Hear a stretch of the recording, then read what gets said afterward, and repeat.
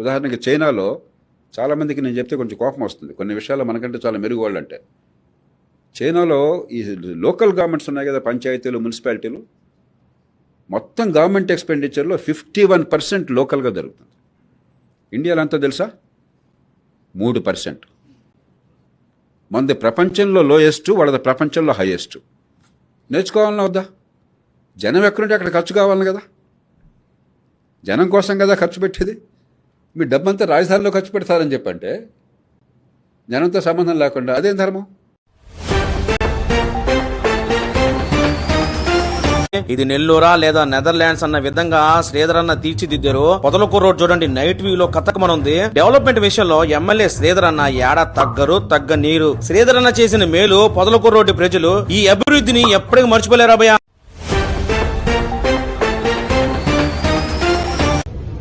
इस देश के लिए खून भी देंगे, जान भी देंगे, नहीं किसी के बाप को देंगे. ఈ దేశం కోసం రక్తం చిందిస్తాం, ఈ దేశం కోసం ప్రాణాలు అర్పిస్తాం. ఈ దేశం ఎవడి పరం కానివ్వం, ఈ దేశం ఎవడికి బానిసగా ఉండదు, ఈ దేశం ఎవడబ్బ సొత్తు కాదు అన్న మాటల్ని నిరంతరం తమ మదిలో ఒంటి నిండా పెట్టుకుని ప్రాణాలకి లెక్క చేయకుండా ఎప్పుడేమవుతుందో తెలియకుండా ఈ జీవితం భరతమాతకు అంకితం అంటూ, ఈ దేశానికి అంకితం అంటూ ఆ సైనికులు చేస్తున్న త్యాగాలకి ఒక గౌరవం ఈ దేశంలో ఉంది. నిజంగా పవన్ కళ్యాణ్ కి ప్యాకేజ్ స్టార్ అనుకుందాం. అందుకనే ఆయన ఏమి ఇప్పుడు ప్రభుత్వాన్ని ప్రశ్నించట్లేదు, కూటమి ప్రభుత్వాన్ని లేదు, అసలు ఏది కూడా పట్టించుకోవట్లేదు. మీకు ఎవరు చెప్పారు? మీరు చూసారా నాగేశ్వర్? ఇప్పుడు పవన్ కళ్యాణ్ నిజంగా అగ్రెసివ్ గా అవుతే ఎవడో ఆపలేడు పవన్ కళ్యాణ్ ని. అంటే ఎంత సాఫ్ట్ ఉంటాడో అతను, అంతలాగా అగ్రెసివ్ గా ఉండగలడు. అతను నిలదీస్తాడు. అతనే ఊరుకునే తత్వం కాదు అతనిది. రెండోది, అతను డబ్బులు కావాలనుకుంటే ఇవాళ కొత్తగా సంపాదించాల్సిన పనే ఉంది. 10 ఏళ్లుగా చంద్రబాబు నాయుడు గారితో ఉన్నారు ఆయన. ఈ పాటికి మిమ్మల్ని మించి ప్యాలెస్లు కట్టాలిగా, ఎవరిని మించి? జగన్మోహన్ రెడ్డిని మించి. కానీ ఆయన తను వృత్తిని నమ్ముకుని అక్కడ సంపాదన ఆయన ఇక్కడ ఖర్చు పెడతాడు. ఆయన పేదలకి. ఆయన రాజకీయాల్లోంచి ఏం సంపాదించుకోవట్లేదు. సంపాదించుకోదలుచుకుంటే పెద్ద విషయం కూడా కాదు. లేదు, చంద్రబాబు నాయుడు గారు ప్యాకేజ్ ఇవ్వాల్సినంత పని లేదు అతనికి. ఈ can earn on his own. నేను చెప్తున్నది అది. పిచ్చాళ్లలాగా మీరు ప్యాకేజ్ స్టార్లు అయ్యి ఆయన ప్యాకేజ్ స్టార్ అనడం ఏంటి?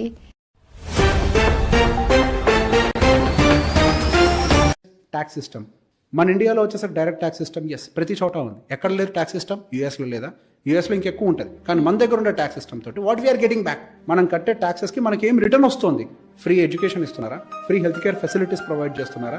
నేను ఇంత ట్యాక్స్, ఫర్ ఎగ్జాంపుల్ ప్రతి సంవత్సరం 10 లక్షలు ట్యాక్స్ కడతాను అనుకుందాం. నాకు రిటైర్ అయిన తర్వాత మీరు ఏమైనా పెన్షన్ ఇస్తున్నారా? Why should I pay? అదే యూఎస్లో మీ ట్యాక్స్ స్లాబ్ని బట్టి మీ పెన్షన్స్ కానీ హెల్త్ కేర్ ఫెసిలిటీస్ కానీ అన్ని మారిపోతున్నాయి కదా. యూకేలో మారుతున్నాయి కదా. ప్రతి కంట్రీలో మారుతున్నప్పుడు ఇండియాలో ఎందుకు మారదు? ట్యాక్స్ సిస్టమ్ కూడా మారాలి. You have to give back. నేను రెస్పాన్సిబుల్ గా పే చేస్తున్నా. నేను వచ్చే డబ్బులు ఎందుకు నీకు గవర్నమెంట్కి కడుతున్నాను? నా దేశం అభివృద్ధి చెందాలని. ఆ డబ్బులు నువ్వు తీసుకొని వెళ్ళి ఫ్రీగా పంచాలని కాదు. ఆ డబ్బులు నువ్వు సరిగా ఉపయోగించి నలుగురు చదువు చెప్తావని, ఆ డబ్బులను ఉపయోగించి నలుగురికి వైద్యం చేస్తావని చెప్పి, ఆ డబ్బులతోటే నువ్వు మంచి ఇన్ఫ్రాస్ట్రక్చర్ డెవలప్ చేసి మంచి రోడ్లు వేయించి అట్లీస్ట్ నేను ఇంటికి సేఫ్ గా రీచ్ అయ్యేలాగా చూసుకుంటావని. కానీ నువ్వేం చేస్తున్నావు? ఆ డబ్బులు తీసుకెళ్ళి ఏం చేస్తున్నావు? ఫ్రీగా పంచుతున్నావు. నీ డబ్బులా? నీ జేబులోయా? నీ ఆస్తులు అమ్మేవా? నువ్వెవరి పంచడానికి? అసలు నా డబ్బది. Welfare schemes are not wrong. Welfare schemes ఉండాలి. కానీ వెల్ఫేర్ ఏది? ఈ 75 సంవత్సరాల స్వతంత్ర భారతదేశంలో అప్పటి నుంచి ఇప్పటిదాకా వెల్ఫేర్ స్కీమ్స్ ఉన్నాయి. సో వెల్ఫేర్ స్కీమ్ యొక్క పని ఏంటండి? అట్టడుగున్న వాడిని పైకి లిఫ్ట్ చేయాలి. ఎంతమంది జీవితాలు బాగుపడ్డాయి, ఎంతమంది అప్గ్రేడ్ అయ్యారు? ఇంకా ఇండియా లోవర్ ఇన్కమ్ గ్రూప్ లోనే ఉంది కదా. మరి 70 సంవత్సరాలు ఈ కష్టంలో ఎంతమంది జీవితాలు బాగుపడ్డాయి? ఫ్రీ బీస్ వల్ల జీవితాలు బాగుపడతాయని ఎవరు చెప్పారు? వెల్ఫేర్ స్కీమ్ అంటే ఎలా ఉండాలి? ఉచిత విద్యకి ఉండాలి, ఉచిత వైద్యానికి ఉండాలి. ఈ రెండింటికి వెల్ఫేర్ స్కీమ్ కోసం ఎంత కేటాయిస్తున్నారు? అదర్ వెల్ఫేర్ స్కీమ్స్ తో కంపేర్ చేసి వీటికి చాలా తక్కువ కేటాయిస్తున్నారు. అప్గ్రేడ్ ద స్కూల్ అండి. నేను కూడా నా పిల్లల్ని హ్యాపీగా తీసుకెళ్ళి గవర్నమెంట్ బోర్డులో చేర్పించుకుంటా. నేను ఎందుకు బయట ఫీజులు కట్టాలి? నేను ట్యాక్సులు కడుతున్నాను కదా. మంచి స్కూల్ ఇవ్వండి నాకు. పొలిటికల్ సిస్టమ్ కూడా చేంజ్ అవ్వాలి. డెఫినెట్ గా ద వే నో, మనం మారాలి. యథా రాజా తథా ప్రజ. మనం ఏం ఆశిస్తున్నాం? మనకు అదే దక్కుద్ది. మనం దరిద్రాన్ని ఎక్స్పెక్ట్ చేస్తున్నాం, దరిద్రం వస్తుంది. Expect the better, will get the better. Outlet గా చెప్పండి, నువ్విచ్చే ఫ్రీబీ నాకెందుకు, నువ్వు ఇస్తే 1000 ఇస్తావు. అదే మా పిల్లోని చదివిస్తే వాడు ఉద్యోగం తెచ్చుకుంటాడు, ఒక కంపెనీ పెడతాడు, ఎవరికి తెలుసు. ఇప్పుడు దాకా మన దగ్గర వరల్డ్ లో ఉండే బిలియనియర్స్ అంతా స్క్రాచ్ నుంచి వచ్చిన వాళ్ళే, అట్టడుగు నుంచి వచ్చిన వాళ్ళే. ఎందుకు? వాళ్ళకి చదువు ఉంది, అది నువ్వు నిన్నెవడు అడిగాడు 2000 అని నువ్వు ప్రశ్నించు. అది నువ్వు అడగనంత వరకు వాళ్ళు ఏం చేస్తారు? నువ్వు అడిగేదిగా వాళ్ళు ఇచ్చేది, వాళ్ళకేం తప్పలేదు. పాపం వాళ్ళ అమాయకులు అనుకోవాలి, వాళ్ళ అమాయకులే. ప్రజలే దొంగలు, మాటమేం లేదు, ప్రజలే దొంగలు. నాకు డబ్బులు కావాలని అడిగావు, నువ్వు అడిగావు కాబట్టే ఇస్తున్నారు, అంతే. మన రాహుల్ గాంధీ గారి ప్రకారం నరేంద్ర మోడీ ట్రంప్ కు భయపడిపోయి ఆపరేషన్ సింధూర్ నాపేశారు అని చెప్తున్నాడు. ఏ రాహుల్ గాంధీ? కాంగ్రెస్ గవర్నమెంట్ కి సంబంధించిన రాహుల్ గాంధీ. 2004 నుండి 2014 వరకు టెర్రరిస్ట్ అటాకులు చూసుకుంటే 26/11 ముంబై అటాక్, హైదరాబాద్ బ్లాస్ట్, ఇలా ఎన్నో టెర్రరిస్ట్ అటాకులు జరిగినాయి, టెర్రర్ యాక్టివిటీస్ జరిగినాయి. కానీ ఒక్కసారి కూడా పాకిస్తాన్ మీద రిటాలియేషన్ చేయని కాంగ్రెస్ పార్టీ ఏం చేసింది? మన 100 మంది భారతీయులను పొట్టన పెట్టుకుంటే ఆ తీవ్రవాదుల్ని పిలిచి పీస్ టాక్, శాంతిబద్ధమైన మీటింగులు పెట్టి సెపరేటిస్టులతో మన మన్మోహన్ సింగ్ గారు ఫోటోలు దిగి. ఇప్పుడు డిఫరెన్స్ చూద్దాం. 2014 నుంచి ఈ రోజుకి చూసుకుంటే 2016 Uri surgical strike, 2019 Balakot air strike, 2025 operation Sindoor, మొన్న జరిగిన ఆపరేషన్ మహదేవ్. వాళ్ళు ఇచ్చిన ప్రతి బుల్లెట్ కి మనం తిరిగి బాంబుతో సమాధానం చెప్పాం. మన వాళ్ళని 100 మందిని పొట్టన పెట్టుకుంటే పీస్ టాక్స్ చేసిన కాంగ్రెస్ గవర్నమెంట్ నుంచి ఈ రోజు ఒక రాహుల్ గాంధీ వచ్చి వాళ్ళని చంపిన నరేంద్ర మోడీ మీద మాట్లాడుతున్నారు అనమాట. ట్రంప్ కు భయపడితే రష్యన్ ఆయిల్ కొనొద్దు, 50% టారిఫ్ వేస్తాను అని చెప్పి ట్రంప్ టారిఫ్ వేసాడు. అయినా సరే మనం ఫర్మ్ గా నించున్నాం, లైక్ ఎ సోవరిన్ కంట్రీ నించొని ఇంకా రష్యన్ ఆయిల్ కొంటాము అనే పాయింట్ మీద నించున్నాం తప్ప ఈ రోజు ట్రంప్ తో నెగోషియేషన్ చేయట్లే. నిజంగా ఒక ఆయిల్ విషయంలోనే మనం నెగోషియేట్ చేయనప్పుడు నేషనల్ ఇంట్రెస్ట్ విషయానికి వచ్చేసరికి, నేషనల్ సెక్యూరిటీ విషయానికి వచ్చేసరికి ఏ విధంగా మోడీ భయపడ్డారు? అదే నిజంగా ఆపరేషన్ సింధూర్ ట్రంప్ కు భయపడి నరేంద్ర మోడీ ఉంటే వెంటనే ఆపరేషన్ మహదేవ్ ఎందుకు చేస్తారు? మిగిలిన టెర్రరిస్టులు ఎందుకు చంపుతారు? ఒకప్పుడు వేరే దేశాల నుండి మిలిటరీ ఎక్విప్మెంట్ అడుక్కునే స్టేజ్ నుండి ఈ రోజు మనం ఎక్స్పోర్ట్ చేసే స్టేజ్ కి వచ్చాం, 1000 కోట్ల వ్యాపారం చేసే స్టేజ్ కి వచ్చాం. ఈ రోజు చుట్టుపక్కల చైనా, బంగ్లాదేశ్, పాకిస్తాన్ ఎంతమంది ఎనిమీస్ ని పెట్టుకొని కూడా ఒక సోవరెన్ నేషన్ లా నించోగలిగి USA కూడా ఆన్సర్ ఇవ్వగలుగుతున్నాం అంటే this is new India under Narendra Modi leadership. వీళ్ళ తాతలు ముత్తాతలు 70 సంవత్సరాలు రూలింగ్ చేసి ఇండియాని బొక్క పెట్టింది ఎవరికి కనిపించట్లేదు. నరేంద్ర మోడీ 10 సంవత్సరాల 11 సంవత్సరాల రూలింగ్ లో మాత్రం చైనాతో, అమెరికాతో కంపేర్ చేసేస్తున్నారు ఇండియాని.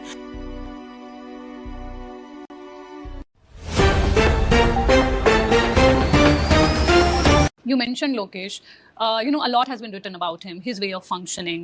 How do you see him as a leader, and what changes have you seen, him undergo over the past few Lokesh years? Yeah. I mean, see, obviously, everybody, as the time goes on, as you get experience, you will be good at every day, right? You will be improving. What you need for a leader is, do they have the intent to do a good work, passion to do a good work, and are they really willing to put that much effort to learn the problems and solve it? These are the fundamental things.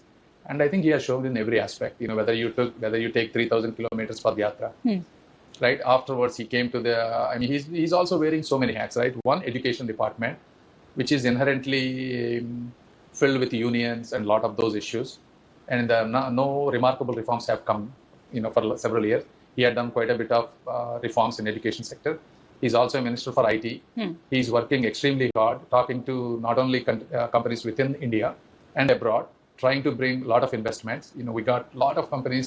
That's because of the persistent efforts of him. And then he's a HRD minister as well. In addition to that, he also has to take care of the party. So for one person doing all those four, unless you have capability, is not easy. So in my view, he is handling extremely well. He has matured. Medical కాలేజీలను త్వరగా పూర్తి చేసి ప్రజలకు అందుబాటులోకి తెచ్చేందుకే PPP విధానం అంటూ ప్రభుత్వం ముందుకు సాగుతుంది. అయితే ప్రైవేటు వాళ్లకు ప్రభుత్వ కాలేజీలను అమ్మేస్తున్నారంటూ వైసీపీ విమర్శలు చేస్తూనే ఉంది. ఈ క్రమంలో వైసీపీకి సవాల్ విసిరారు స్పీకర్ అయ్యన్న పాత్రుడు. అది మెడికల్ కాలేజ్ ఉందా? అక్కడ జీవో ఉందా? మెడికల్ కాలేజ్ జీవో ఉందా? తప్పదా? తప్పమ్మా, మెడికల్ కాలేజ్ లేదండి. ఆటలే లేదు. రమ్మని దమ్ముంటే ఎవడని రమ్మని మాట. మెడికల్ కాలేజ్ ఆటలే లేదు గవర్నమెంట్ లో. మా వాడు మెడికల్ కాలేజ్ తెచ్చి 50 ఆఫ్ చేసినట్టాడు.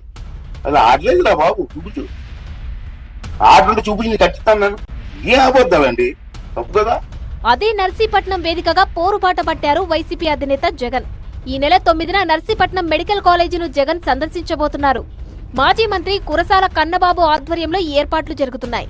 ఈ సందర్భంగా ప్రభుత్వ తీరుపై విమర్శలు చేశారు వైసీపీ నేతలు. అడ్డదిడ్డంగా మాట్లాడే వాళ్ళకి ఏం కనబడవు. ఒకసారి వస్తే స్పీకర్ గారు కానీ ఇతర నాయకులు కానీ వెళ్ళి చూస్తే ఆ బిల్డింగ్లు ఎందుకు కడుతున్నారో తెలుస్తుంది. అంతే తప్పించి అదేమీ మల్టీప్లెక్స్ కాదు, లులుకి ఏమీ ఇవ్వలేదు అక్కడ. నర్సీపట్నం కాలేజీకు అనుమతులు లేవంటున్న కూటమి వ్యాఖ్యలకు వైసీపీ కౌంటర్ ఇచ్చింది. విశ్వనాథ్ గారు చెప్తున్నారు అడ్మినిస్ట్రేటివ్ శాంక్షన్ జీవో నెంబర్ 204 అక్కడ medical college Narsipatnam medical college కోసం అది విడుదల చేశారు. మొట్టమొదటి దానికి అనకాపల్లిలోనే స్థలాన్ని కేటాయించి ఇక్కడ నిర్మాణం చేయాలనుకున్నప్పుడు కొన్ని అనివార్య కారణాల వల్ల ఆటంకాలు రావడంతో తిరిగి మళ్ళీ దాన్ని నర్సీపట్నాన్ని మార్చిన విషయం కూడా ఆ రోజు ప్రజా సంబంధ వ్యవహారాలు తెలిసిన ఎవరికైనా సరే తెలుస్తుంది.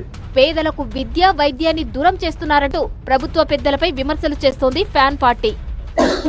పూర్తిగా అన్ని ప్రైవేట్ పరం, అంటే ఈ ప్రభుత్వం ప్రజాప్రభుత్వమా ప్రైవేట్ ప్రభుత్వం అనేటువంటి విధంగా వారి నిర్ణయాలన్నీ ఉన్నాయి.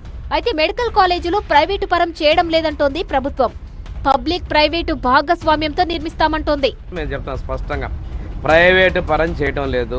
మెడికల్ కాలేజీ నిర్మాణాన్ని చేస్తున్నాం. పేదలకు ఇచ్చేటువంటి సీట్లు ఎక్కడ కూడా నష్టపోకుండా మేము ప్రభుత్వ పరంగా అన్ని సీట్లు పెరుగుతున్నాయి. పేదలకి ప్రభుత్వ సీట్లు కూడా మేము ఇచ్చే పరిస్థితిలో ఉన్నాం. ఎక్కడా కూడా ఎటువంటి ఇబ్బందులు లేవు. నర్సీపట్నం మెడికల్ కాలేజీ కూడా పీపీపీ పద్ధతిలో ఇవ్వాలని ప్రభుత్వం భావిస్తోంది. అందుకే జగన్ తన తొలి పర్యటనకు ఈ ప్రాంతాన్ని ఎంచుకోవడం వ్యూహాత్మకంగా కనిపిస్తోంది.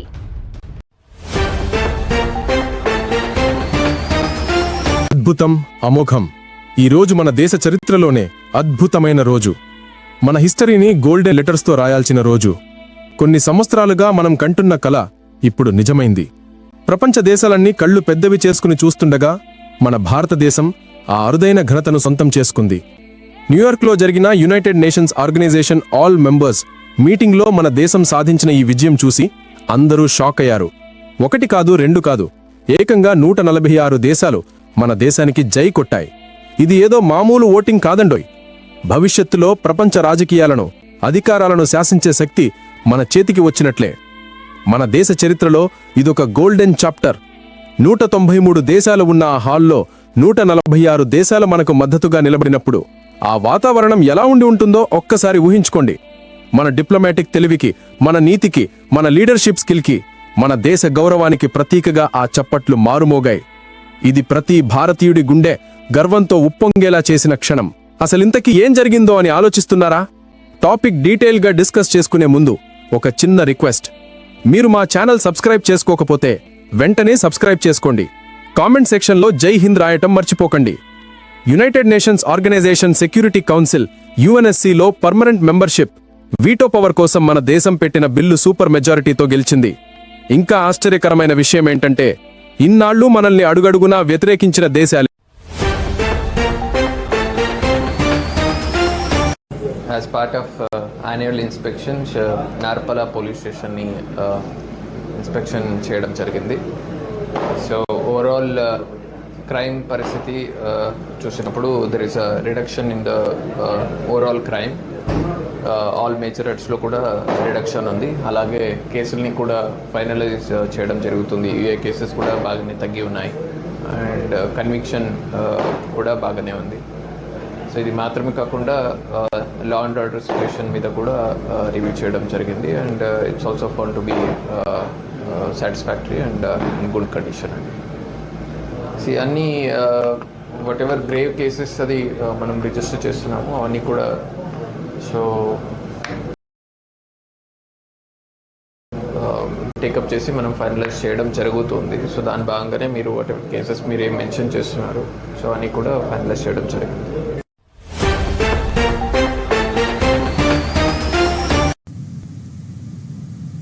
ఫోన్ ద్వారా పరిచయం అయ్యి నాతో కొంచెం అసభ్యకరంగా మాట్లాడి సిఐ గారు నువ్వంటే నాకు ఇష్టము, నువ్వు బాగున్నావు అది ఇదని నాకు మాట్లాడి నా చాటింగ్ చేస్తే దీని మీద పై అధికారులకు కంప్లైంట్ చేయడం జరిగింది. ఎస్పీ సార్ దగ్గరికి కంప్లైంట్ ఇస్తే ఎస్పీ సార్ ఏఎస్పీ మేడం దగ్గరికి ఫార్వర్డ్ చేసింది. ఏఎస్పీ మేడం దగ్గరికి వెళ్తే నా జరిగిన అన్యాయం మేడం ఇట్లా నాతో చాటింగ్ చేసింది ఆయన అని చెప్పి కంప్లైంట్ చూపిస్తే ఆయన సెల్ నేను మొత్తం డిలీట్ చేయించేసినాను, నువ్వు ఆయన జోలికి వద్దు, ఆయన నీ జోలికి రాడని చెప్పుకుంటూ మేడం కూడా మళ్ళీ పిలిపిస్తాను, మళ్ళీ రమ్మన్నారు. మళ్ళీ పోతే ఇంకా ఫ్యూచర్లో ఎప్పుడే కానీ అతని మీద కంప్లైంట్ ఇవ్వనని ఒక వైట్ పేపర్ మీద కంప్లైంట్ సైన్ పెట్టిమని చెప్పి అడిగితే నేను పద్ధతి కాదని చెప్పి డిఐజీ సార్ దగ్గరికి పోయినా. అసలు ఆ కంప్లైంట్ మాకు సంబంధం లేదు, నువ్వు పోయి మళ్ళీ నంద్యాలలోనే చూసుకోపో అని పై అధికారులకు ఎవ్వరు చెప్పినా అతని మీద యాక్షన్ తీసుకోవడం.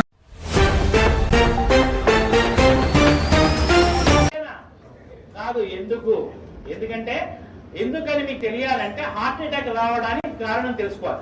గుండె శరీరానికి సప్లై చేస్తుందా లేదా? Yes or no? మరి గుండెకి ఎవరు సప్లై చేయాలి? అదే సప్లై చేసుకుంటుంది. దేని ద్వారా? కరోనరీ ఆర్టరీ అనే దాని ద్వారా సప్లై చేసుకున్నప్పుడు ఏదైనా బ్లాక్ వస్తే వచ్చేదానే హార్ట్ అటాక్. ఇక్కడ ఏమైంది? గుండెకే సరిగ్గా సప్లై రావట్లేదు. పునీత్ రాజ్ కుమార్ ఏం చేశాడు? 1 కిలోమీటర్ నడుచుకుంటూ పోయినాడు. దగ్గర విక్రమ్ హాస్పిటల్ ఉంటే 1 కిలోమీటర్ నడుచుకుంటూ పోయాడు. ఏమైంది? కాదు సందు లేదు, మెడకోడు, దానికే సరిగ్గా సప్లై వస్తలేదు. ఎవరికి? గుండెకు. అదే దానికే వశం అయితే లేదు, ఏది పోతలేదు,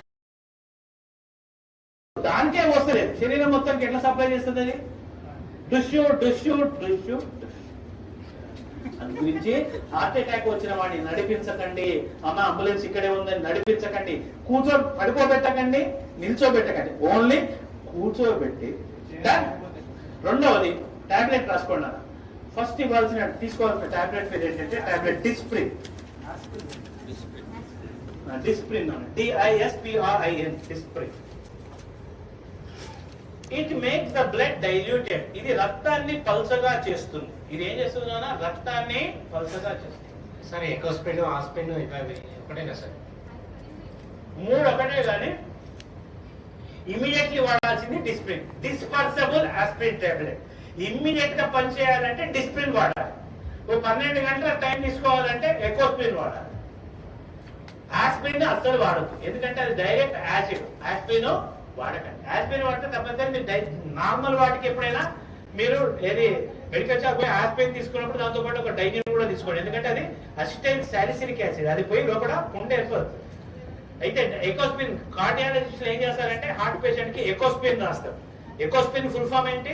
ఎంటరిక్ కోటెడ్ ఆస్పిరిన్. అంటే లోపలికి పోయి డైజెస్ట్ అయ్యి పని చేసే టాబ్లెట్ ఎకోస్పిన్. అది టైం పడుతుంది.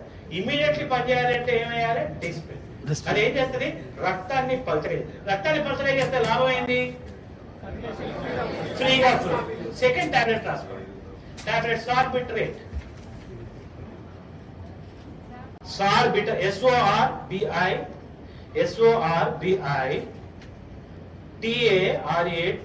సార్బిటరేట్. సార్బిటరేట్ దేని కింద పెట్టాలి? Keep under the tongue. 4 కింద పెట్టండి. SORBITARATE. ఇది దేని కింద పెట్టాలి? 4. ఇదేం చేస్తుంది నాన్న? రక్తనాళాలని వెడల్పు చేస్తుంది. It will make the blood vessels dilated. రక్తనాళాలని వెడల్పు చేస్తుంది. మనకి ఏ రక్తనాళం వెడల్పు కావాలి? కరోనరీ ఏదైతే హార్ట్ సప్లై చేస్తుందో ఈ టాబ్లెట్ 4 కింద పెట్టగానే కరోనరీ ఆర్టరీ వెడల్పు అవుతుంది. ఆ బ్లాక్ పక్కకు పోతుంది. గుండెకు అవసరమైన రక్తము పోతుంది. ఆ క్షణానికి వాడు బతుకుతాడు. ఈ 2 టాబ్లెట్లు వేసి వాడిని కూర్చోబెట్టి ఆసుపత్రికి పంపిస్తే 90% మీ కళ్ళ ముందర ఎవరికైనా హార్ట్ అటాక్ వచ్చిన వాడు బతికే అవకాశాలు ఉంటాయి. ఓకేనా?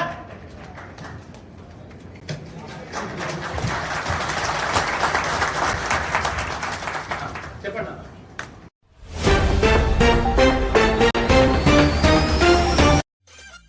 మేము చేసే వీడియోస్ మీకు నచ్చినట్లయితే లైక్ చేయండి. అలాగే మరిన్ని ఇంట్రెస్టింగ్ అప్డేట్స్ కోసం మా STV తెలుగు ఛానల్ ని సబ్స్క్రైబ్ చేసుకోండి.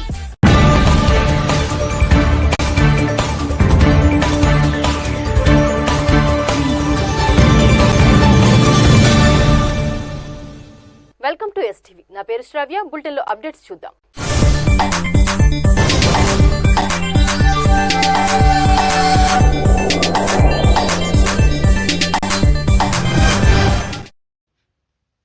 నంద్యాల జిల్లా ఆత్మకూరు పట్టణంలో RSS 100 సంవత్సరాల వారోత్సవాలు వైభవంగా నిర్వహించారు.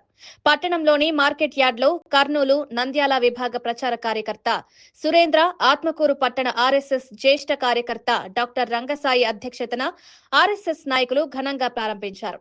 1925 అక్టోబర్ 25 విజయదశమి రోజున డాక్టర్ హెడ్గేవార్ ఆర్ఎస్ఎస్ ని స్థాపించారని, అప్పటి నుంచి నిరంతరాయంగా దేశభక్తి, సామాజిక సమగ్రతను ప్రపంచానికి వివరిస్తూ విపత్తుల నుండి ప్రజలను రక్షిస్తూ భారతదేశ సంస్కృతి సంప్రదాయాల పరిరక్షణలో నిస్వార్థత లేకుండా 100 సంవత్సరాలు పూర్తి చేసుకుందన్నారు.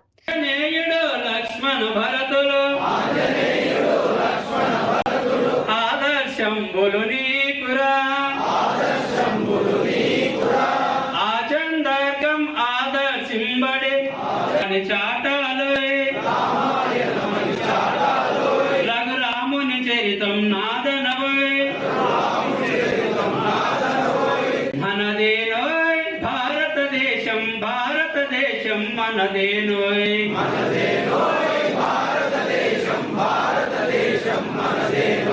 దిక్కులన్నీ పెక్కటెల్లగా భారత మాతకు జయనవోయ్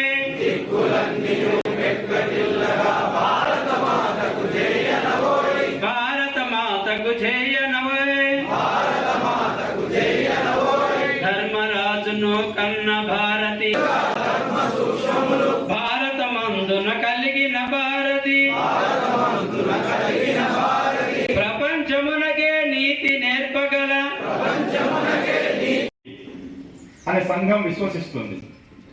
అందుకోసం సంఘంలో ఉన్న ప్రతి వ్యక్తిని ఒక వ్యక్తి నిర్మాణం రూపంలో సంఘం వ్యక్తులలో పరివర్తన తీసుకొచ్చేటువంటి ప్రయత్నం సంఘం చేస్తుంది. వ్యక్తులలో పరివర్తన అంటే ఏంటి?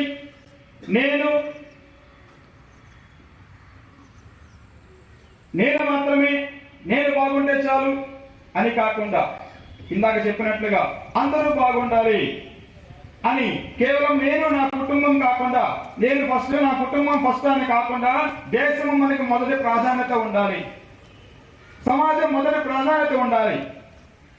దేశము సమాజానికి మనం ఈ దేశంలో ఉన్నటువంటి ప్రతి ఒక్క యువత ఎప్పుడైతే ప్రథమ ప్రాధాన్యతను ఇస్తారో ఆ రోజున భారతదేశము ఒక ఉజ్వలమైనటువంటి భవిష్యత్తులోకి వెళ్తుంది. ఆర్ఎస్ఎస్ ఎందుకు ప్రారంభించారు అది మనం అర్థం చేసుకోవాలి. సంఘాన్ని ఎందుకు ప్రారంభం చేశారో మనకు అర్థం చేసుకుంటే సంఘంలో మనం ఎందుకు పని చేయాలి, సంఘంలో మనకు కార్యకర్తగా క్రియాశీల కార్యకర్తగా ఎందుకు ఉండాలి, సంఘంలో ప్రతి వెనకాల వీడియో రాపండి. 1920 ఒకసారి సరిగ్గా చూసుకోండి. అఖిలేశ్వర అంత కృత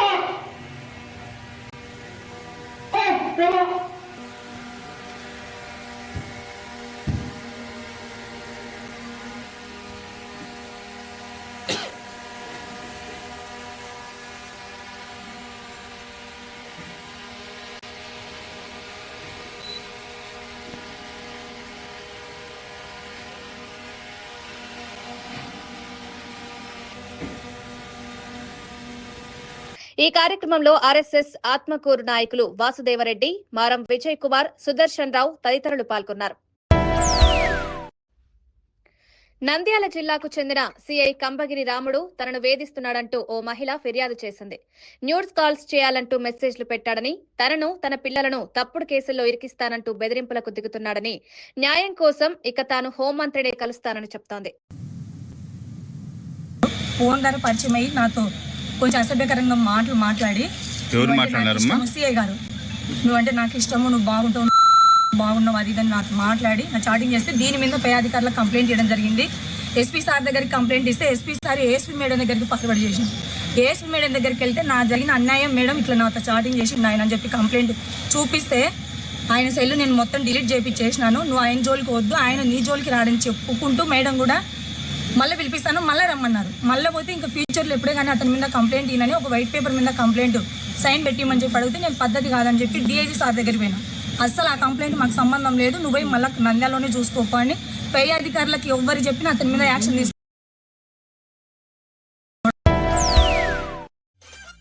మేము చేసే వీడియోస్ మీకు నచ్చినట్లయితే లైక్ చేయండి. అలాగే మరిన్ని ఇంట్రెస్టింగ్ అప్డేట్స్ కోసం మా ఎస్టీవీ తెలుగు ఛానల్ ని సబ్స్క్రైబ్ చేసుకోండి.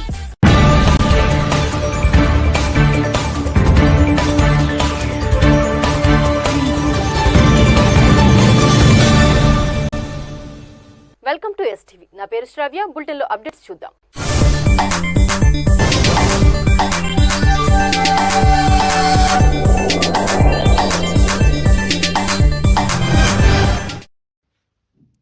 నంద్యాల జిల్లా ఆత్మకూరు మండలం కరివేన గ్రామంలో త్రైత సిద్ధాంత మత ప్రచార వాహనాన్ని గ్రామస్తులు అడ్డుకున్నారు. నకిలీ భగవద్గీతను తయారు చేసి హిందువులను మోసం చేస్తున్నారంటూ త్రైత సిద్ధాంత ప్రచారకులను గ్రామస్తులు అడ్డుకున్నారు. వారు విక్రయిస్తున్న త్రైత సిద్ధాంత భగవద్గీత బుక్లను కాల్వలో పడేసి మత ప్రచార వాహనాన్ని వెనక్కి పంపి మరోసారి గ్రామంలోకి వస్తే ఉపేక్షించమని హెచ్చరించారు.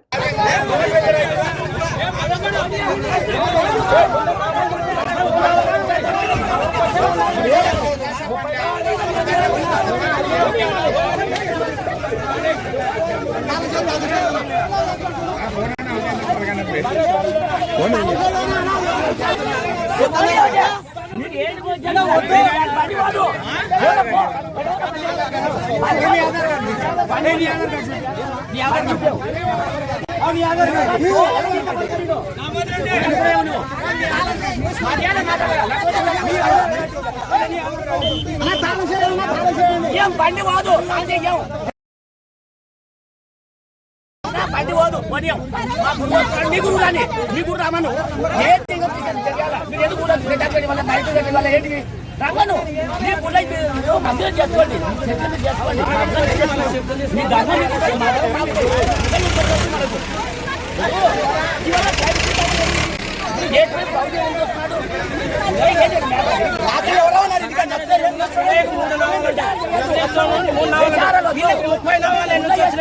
మేము ఏం నమ్మాలి?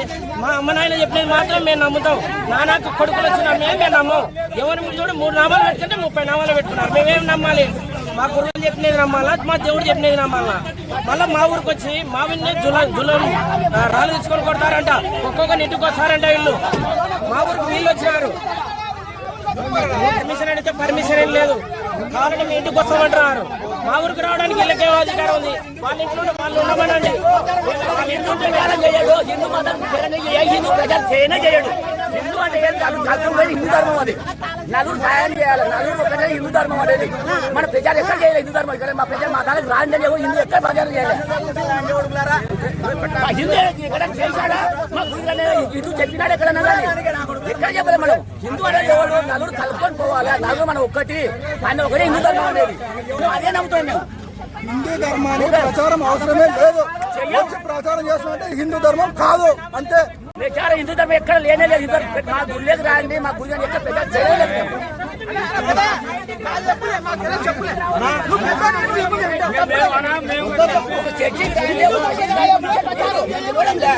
అందరూ మంచిగా మేము చెప్పు. మా ఊళ్ళో కూడా అందరూ ఉన్నారు.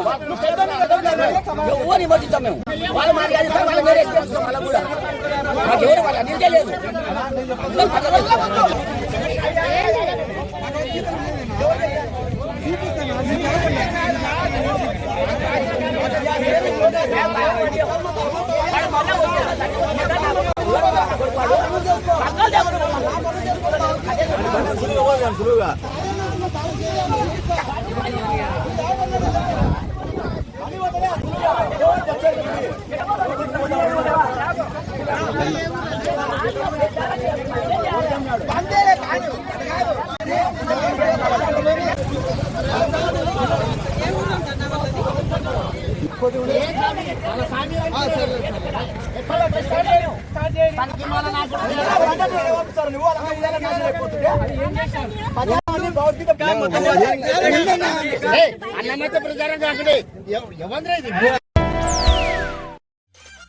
మేము చేసే వీడియోస్ మీకు నచ్చినట్లయితే లైక్ చేయండి. అలాగే మరిన్ని ఇంట్రెస్టింగ్ అప్డేట్స్ కోసం మా STV తెలుగు ఛానల్ ని సబ్స్క్రైబ్ చేసుకోండి.